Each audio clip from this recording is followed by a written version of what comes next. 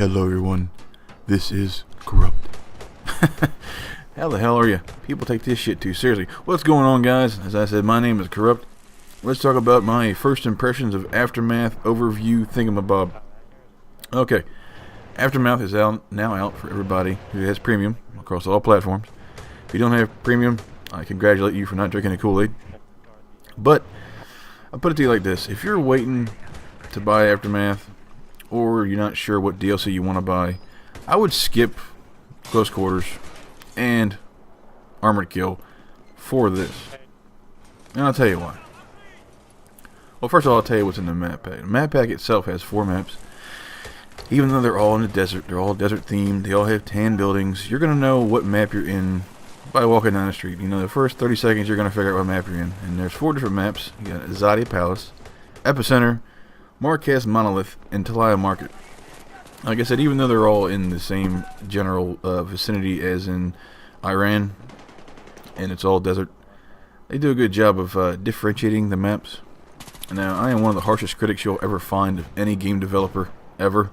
Not a fanboy of anything. I pretty much hate everybody equally.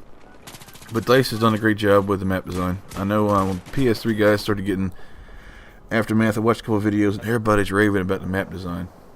But, to be honest, the maps are really well done.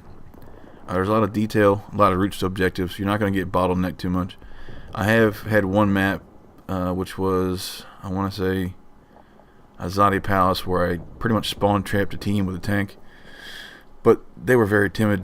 They had 4 routes to go, and they used the same 2 every time, and I just blew the hell out of them as they came through a certain area. But if you're aggressive and you use your brain, you're not going to get spawn trapped on these maps. There's just too many ways to go. Especially on Marquez Monolith, the only thing you have to worry about so far are the rooftops. Because you'll have snipers bailing out your chopper just to get on top of a roof with their little X-bow or their sniper rifle and trying to get, I guess, clips for YouTube. They will be fought for. Rooftops, especially on Rush, are very valuable because the one section, I think it's like a hospital type design, a corner building. You can throw C4 from the rooftop of that right on top of the objective and clear out defenders.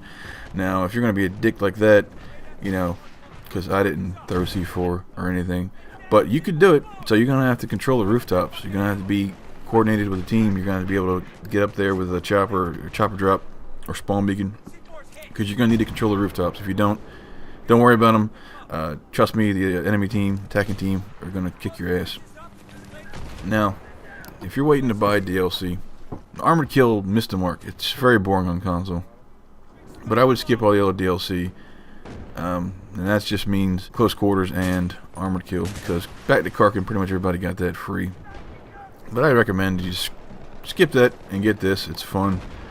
Alright, now Scavenger Mode. The mode that everybody and their brother's trying to play because they all want to unlock the Expo. But you all start with a pistol. Perk choice is important because the only thing you can change. Change your pistol if you want. Class does not matter. You're not going to have primers anyway. You're going to run around scavenger mode, of course. You're going to scavenge for weapons. They're in 3 levels. 1, 2, and 3. 3 being the best. Level 1's usually like PDWs. And I got by with PDWs. Anything better than that is just a bonus. But all you got to do is outcap people. It's a Conquest Domination style flag capping. So basically all you got to do is run around. You can probably do this without killing anybody, to be honest. And that's a good challenge for somebody. Run around and win this without killing anybody. But yeah, it's a fast-paced game. It's a lot of fun. Now, you have to win 3 rounds of Scavenger to get the Expo. And the Expo is essentially a modified M16, M416 platform that shoots crossbows. And the description of it essentially says, well, it's because Earthquake cut everybody's line of communications off to no supply, so they made weapons. Why the hell would you make a crossbow? I don't know, especially when the Expo has significant drop-off. If you use the explosive bolts you need to unlock by getting 5 grenade kills, 5 C4 kills, and 5 underslung grenade launcher kills. Yeah, pretty sure it's 15 kills with explosives. That thing has a drop-off. The explosive bolt has a drop-off unlike anything I've ever seen. I think it starts dropping off like after 10 feet, so you're not going to be sniping with it, which is a good thing. They balance it out pretty well. It is a one-hit kill in most situations with the regular bolt above the torso. Essentially, it's a sniper rifle. Think of that like that, but shoots really slow.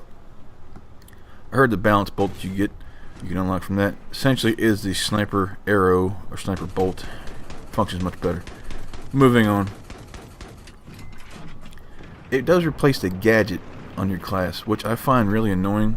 I understand it. I thought it was going to replace your secondary. But when it replaces your gadget, it really only makes sense to put it on the sniper class, because you don't want to lose your med pack, you don't want to lose your RPG or your C4 for the other 3 classes. You're going to lose the tugs or your MAV for your sniper class, but you get another offensive tool. Really, it's a gimmick, honestly. It's fun to mess around with. I went on a 1,000 ticket Metro and just me and Dutch pretty much beat the hell out of tryhards running around with AKs and M16s. It's fun to do it like that. It's not going to be a thing you're going to, run around with and win games against tanks and whatnot. Even though it does explosive damage on the bolt, it doesn't make any sense. Moving on from that, this map pack does introduce 3 new vehicles, which are only going to stay in this map pack, which is kind of a bummer. I wish they would kind of disperse the new stuff around. I'd love to see an AC-130 on the Gulf of Oman. Not really. But anyway, 3 new vehicles: the Rhino, the Armored Vodnik, which is like I forget, what the hell is that thing called? It's got a weird name. It starts with a B. I apologize. And the Phoenix. Well, the Phoenix essentially is the up-armored modified Humvee, and the Armored Vodnik is Bursak? Yeah, something like that.